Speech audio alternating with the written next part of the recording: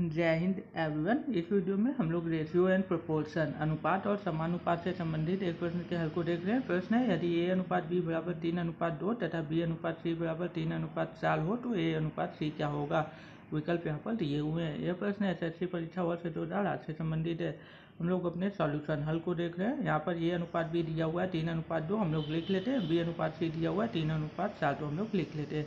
अब हम लोग देख रहे हैं कि दोनों दिए हुए अनुपातों में b कॉमन है, अर्थात उभयनिष्ठ है, समान है, तो b का अनुपातिक मान भी समान होना चाहिए। लेकिन हम लोग देख रहे हैं कि पहले दिए हुए अनुपात में b का अनुपातिक मान 2 इकाई है, दूसरे दिए हुए अनुपात में b का अनुपातिक मान 3 इकाई है। तो हम लोग दोनों दिए हुए अनुपातों में b के अनुपातिक मान को समान करने के लिए पहले दिए हुए अनुपात में 3 का गुणा कर लेते हैं और दूसरे दिए हुए अनुपात में 2 का गुणा कर लेते हैं। तो पहले दिए हुए अनुपात में 3 का गुणा करने पर हम लोगों को पहले अनुपात का नया रूप प्राप्त हो जाता है, जो कि होता है 9:6। दूसरे दिए हुए अनुपात में 2 का गुणा करने पर हम लोगों को दूसरे अनुपात का नया रूप प्राप्त हो जाता है 6:8। तो हम लोग यहाँ पर अब देख रहे हैं कि b का अनुपातिक मान पहले अनुपात में 6 इकाई हो गया, दूसरे अनुपात में भी b का अनुपातिक मान 6 इकाई हो गया। तो अब हम लोग सीधे तौर पर a अनुपात c का मान निकाल सकते हैं। तो यहाँ पर हम लोग a लिखते हैं और यहाँ से c लिखते हैं। तो a अनुपात c हम लोग कर लेते हैं। तो यहाँ पर a का अनुपातिक मान 9 इकाई है, तो हम लोग 9 लिखते हैं। c का अनुपातिक मान यहाँ पर 8 इकाई है, तो हम लोग 8 लिखते हैं। तो इस तरह a अनुपात c 9:8 हम लोगों को प्राप्त हो जाता है सीधे तौर पर।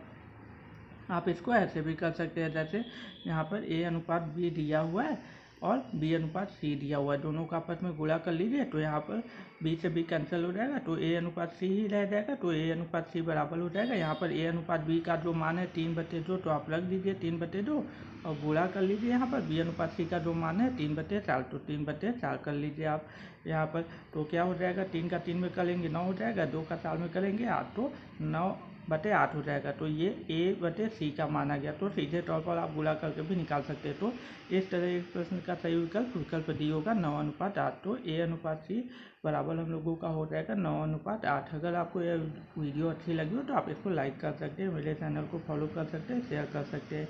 किसी भी टॉपिक पे इजी वे में अगर आपको वीडियो चाहिए तो आप कमेंट कर सकते हैं।